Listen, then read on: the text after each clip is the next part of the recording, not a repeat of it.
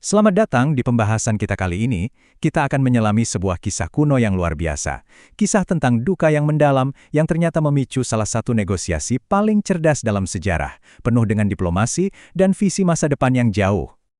Nah, ini dia titik awalnya. Sebuah pengakuan yang kuat tentang statusnya. Aku ini orang asing dan pendatang. Menarik banget ya. Dia nggak datang dengan kekuatan, tapi justru dengan kerentanan. Kira-kira kenapa ya dia mulai negosiasi dengan cara seperti ini? Menurutku sih ini langkah strategis yang jenius. Dengan mengakui posisinya, dia langsung membangun simpati dan menempatkan penduduk setempat di posisi yang lebih tinggi, jadi mereka lebih mudah diajak kerjasama. Betul sekali. Dan di balik strategi itu, ada pemicu yang sangat manusiawi, duka. Istrinya, Sarah, baru saja meninggal di Hebron, sebuah negeri yang bukan miliknya. Jadi di tengah kesedihannya yang mendalam, Abraham dihadapkan pada masalah yang sangat praktis dan mendesak, di mana dia harus menguburkan istrinya. Garis waktu ini benar-benar menunjukkan betapa genting situasinya. Coba bayangin, setelah 127 tahun hidup bersama, Sarah wafat. Abraham bukan cuma berduka, tapi sebagai pendatang, dia bahkan gak punya hak atas sejengkal tanah pun untuk pemakaman. Ini benar-benar menyoroti kerentanannya. Kebutuhan yang paling mendasar, memberikan tempat peristirahatan yang layak, gak bisa dia penuhi karena statusnya. Pasti berat banget rasanya ya.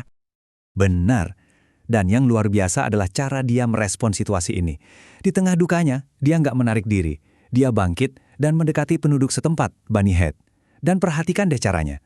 Bukan dengan tuntutan, tapi dengan permohonan yang penuh hormat.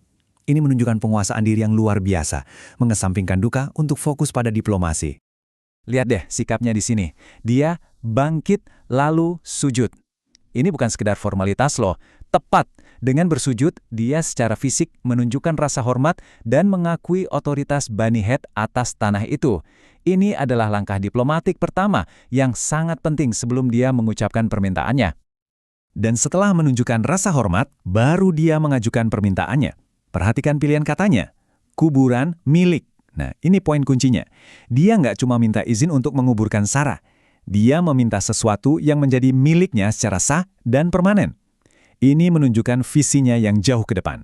Dia nggak cuma mikirin saat ini, tapi sedang membangun fondasi pijakan pertama untuk masa depan keluarganya di tanah itu. Respon Bani Het kedengerannya baik banget ya kan?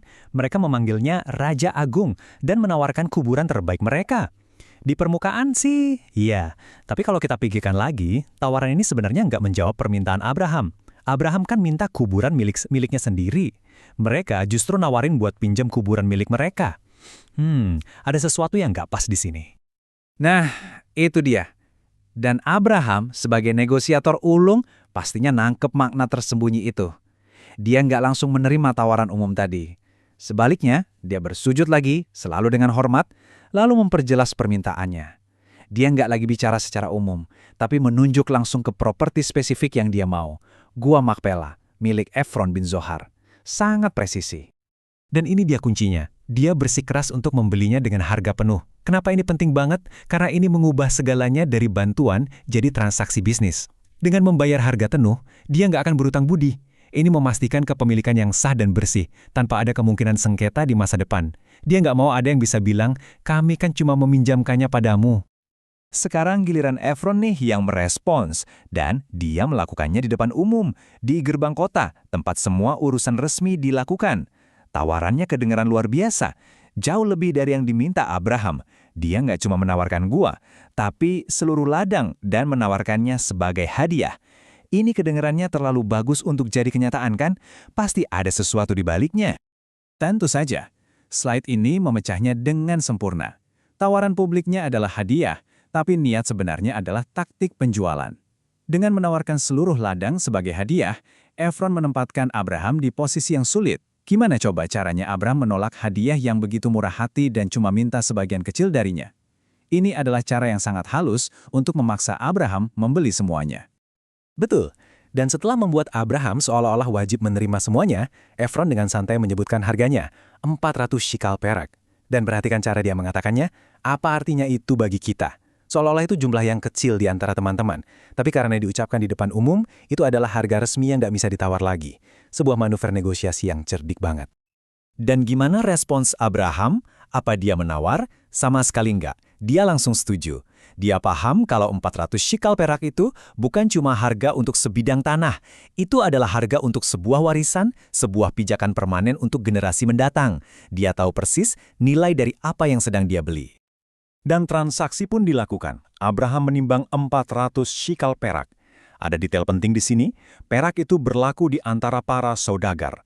Ini artinya transaksi itu menggunakan standar komersial yang diakui, bukan sekedar pertukaran informal. Ini mengesahkannya sebagai kesepakatan bisnis yang nggak bisa diganggu-gugat. Slide ini menunjukkan prosesnya secara bertahap. Kesepakatan harga, penimbangan perak, penyerahan tanah, dan akhirnya penguburan Sarah. Dan yang terpenting, semuanya dilakukan secara terbuka di depan mata Bani Het. Ini seperti punya puluhan notaris sebagai saksi. Setiap langkah yang transparan ini dirancang untuk memastikan nggak akan ada sengketa kepemilikan di masa depan. Dan dengan itu, transaksi selesai. Tanah itu secara sah menjadi milik Abraham.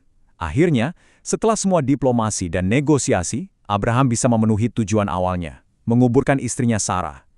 Ini adalah momen puncak di mana duka pribadinya berhasil diubah menjadi fondasi warisan yang akan bertahan selamanya. Jadi, setelah melihat seluruh proses ini, apa pelajaran yang bisa kita ambil? Jelas ini lebih dari sekedar cerita pembelian tanah kuburan.